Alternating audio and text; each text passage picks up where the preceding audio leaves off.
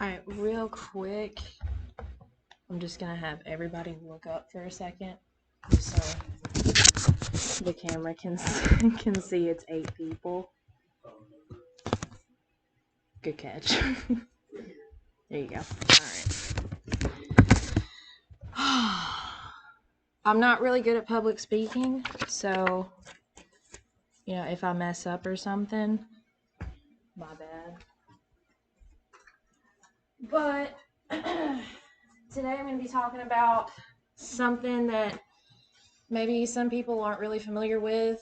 It's a little different. It's a pet, but they can be pretty dangerous. Genghis Khan used these animals to eradicate an entire forest of wild animals back in like 1221. They were only domesticated about 2,500 years ago, and they can be a little scary at times just because of how crazy their temperament is. They're exotic pets. They're not owned like by most people, but they are ferrets. Yeah. These are pretty cool little animals. They're a little bit different than most pets in the way that some people say that they smell weird. They do smell kind of weird because they are descended from skunks, badgers, and I think minks, maybe. These animals also have a scent gland like those. Their scent glands have been removed, but they're still pretty stinky. So that's one thing that you have to kind of deal with if you're going to have one as a pet. But if you take care of them, they're not terrible. It's still kind of a problem. Their Latin name is Mustela furo, which is kind of in the same family as other mustelids, like skunks, badgers. There's a lot of pros and cons. There's a lot of pros and cons to owning these animals. Some of the pros I would say is the maintenance on them, pretty easy, not terrible. You run into a lot of good things when you own these as animals. They're not like dogs and cats. They're not as big, obviously. They can be kind of temperamental. This guy right here, he's very sweet. Never bitten me ever.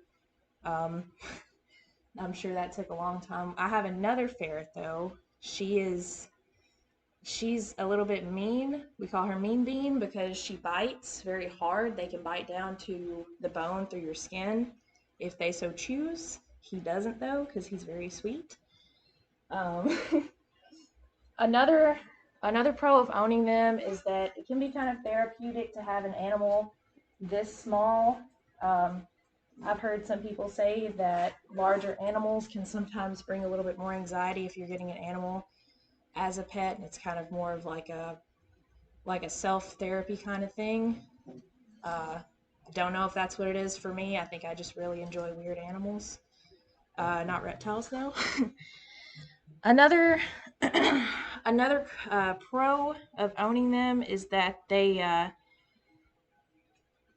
I'm sorry, cons. Let's get into the cons.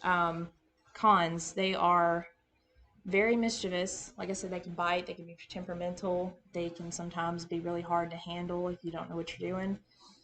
They're kind of like puppies. They use their mouths to kind of feel around their environment, and sometimes they don't know how to control that kind of like how much that hurts. Ferrets tend to communicate in a way that isn't very painless to us, so sometimes you can really get hurt if you don't know how to handle them. They are, of course, they smell a little bit.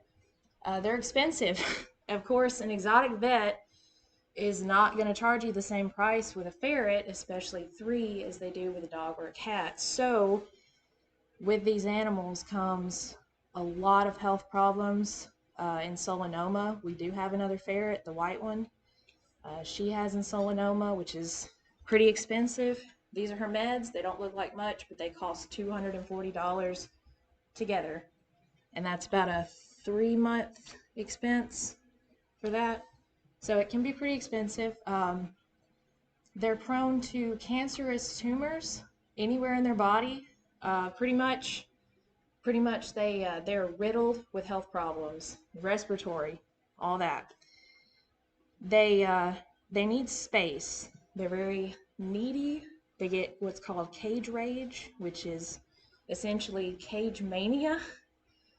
So they will definitely keep you up at night if you did not let them out during the day. They will bang, they will scratch, they will dump their food everywhere if you did not let them out. Now some basic facts about them as a whole, differences from other pets. They are obligate carnivores, which essentially means that they don't eat anything except for protein. So raw meats, raw food, nothing seasoned. They don't eat lettuce, anything that a gerbil would eat, anything that guinea pigs would eat, they don't eat that. They just essentially eat just meats. You can feed them pumpkin. That's if they swallowed something that they weren't supposed to. That happens pretty often, so that's kind of important. They're less common.